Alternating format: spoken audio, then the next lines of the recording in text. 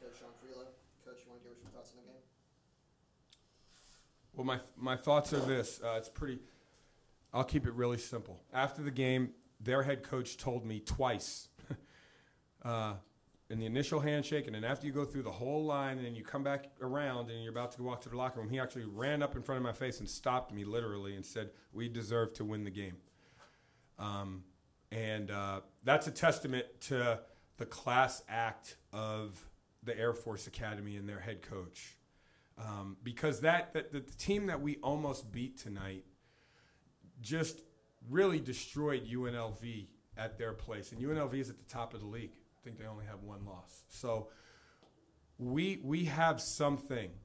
Now, I know it doesn't look like that in the record, but we have something. And it showed up for 8 minutes at Wyoming when we were down by 20-8, and then all of a sudden we flipped it, and it was tie score. And then it showed up tonight in the beginning of this game. And we are going to build on that. Questions for Coach? Coach, coming down the stretch, couple missed free throws, couple turnovers.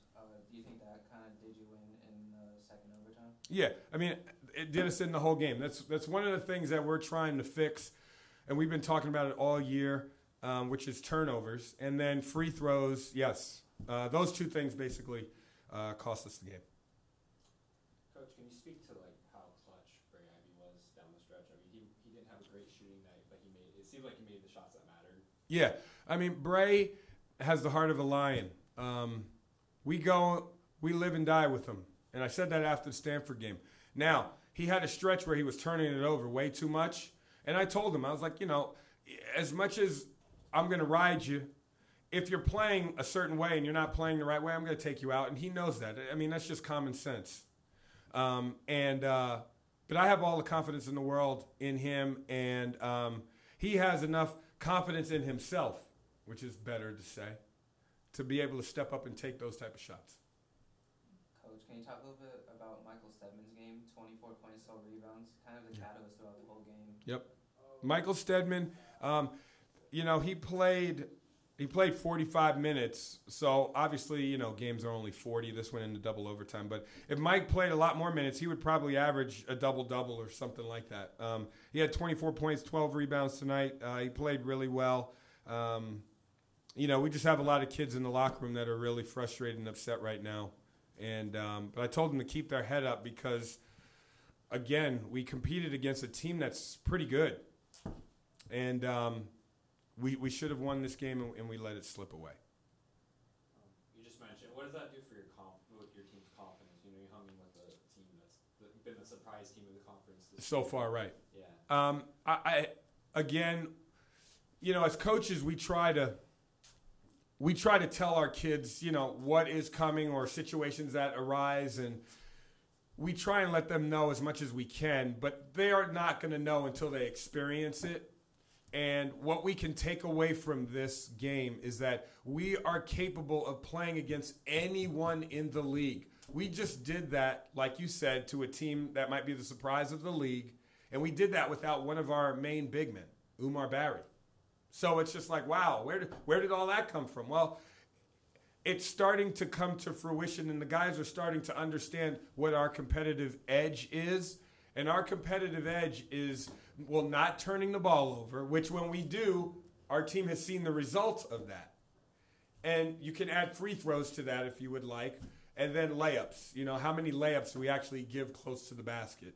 I'd have to count them up, but I know in that first half when that score was like 9-0 or whatever it was, we had a big lead. And the reason why we did is because we were able to rebound the ball. They had no layups at the basket, and we didn't turn the ball over. So they didn't get an extra attempt than we would have. You mentioned Umar Barry. How do you think Ashton Chastain's done in his absence? It seems like he's improving a lot. Yeah, I mean, Ashton has leadership and captain intangibles that he brings to our team. He is all about the team. And because of that, he puts himself in situations where he can, make plays for us. And he did a good job. He did the best he can do. And, I'm going to go with him every single time of the day. The reason why he was out of the game because he kind of tweaked his knee or he was getting cramped.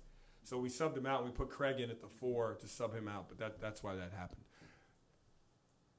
Coach, running the zone defense throughout most of the game, was that part of the game plan? Yeah, that was part of the game plan. I mean, we watched film, and they struggled with zone against most teams. And what happened was a lot of teams, I guess, weren't rebounding out of the zone, and then they changed and went to man. And if you do that against them, I mean, they train of how to beat you and cut you up in man-to-man. So we were going to stay with the zone the whole day, and if they were going to beat us, they had to beat us with the 3. And it just came down to, obviously, they made a 3 at the end to close us out.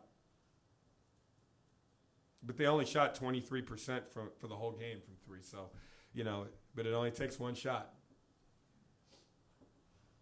Anything else? Okay, thank you, Coach. All right, thanks. All right, we're here with Michael Stedman and Barry Abbey. Any questions for either player? Both of you guys, just kind of like down, like what were kind of your emotions coming down the stretch once Air Force's number 5 took that last 3-point shot and it rimmed in? Tough luck, but we had our opportunities to win the game. We just didn't close the game out. We missed free throws, miscues on defense.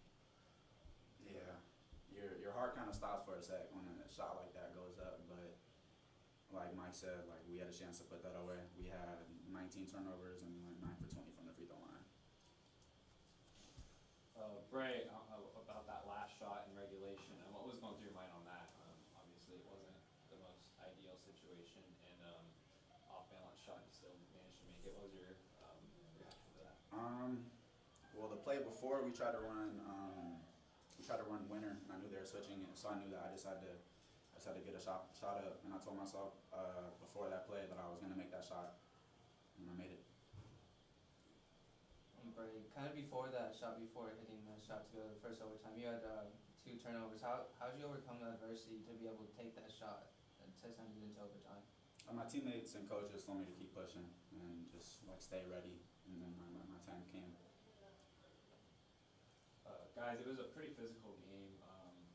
How did you think that affected things like in the stretch? I mean, did it cause more fatigue or anything? Like since you guys, pretty bruised up right now, was it a more physical game than usual for you guys? Mike? Yeah, the bigs are undersized, but they're pretty strong. Like they're not someone to push around, but yeah, it was pretty physical. I think their coach really emphasized crashing the boards. They're a pretty good offensive rebounding team, especially because we zone. It's kind of hard to rebound over the zone. But yeah, it was a pretty physical game, I would say. We played double OT too, so that doesn't help either. Yeah, their bigs were crashing the whole time, so us guards had to go and help the bigs and box out, and that takes its toll throughout the game. But yeah, something that we have to do. Speaking of the zone, do you think it seemed like you guys struggled with staying on their shooters? They had a lot of 3-point attempts. Do you think that played a difference in the game? That was the game plan. Like we're not trying to give up any layups. So the reason we're in the zone is because we were like daring them to shoot, and they made some big shots, but that's what we're giving up. Mike, you had a 24-point solo rebounds tonight. What did you see from the Air Force offense that just let your game just dominate on the inside? Like I said, they were undersized, and my teammates did a good job of giving me the ball in positions I needed to score. Yeah, I think that was. What improvements do you think you guys need to make? Taking out of obviously a heartbreaking loss, what do you take out of it to learn? Free throws. Free throws and turnovers. Like they had Turnovers getting better though. I think 3 minutes left in the first half, and we had 1 turnover. So. Yeah, we have spurts where like we can do it, but then we just lose our focus. And like the difference is right on the stat sheet. Like they had 18 times on their team, and they had 8 turnovers, and we had 19 turnovers. So you're losing so many opportunities at the basket,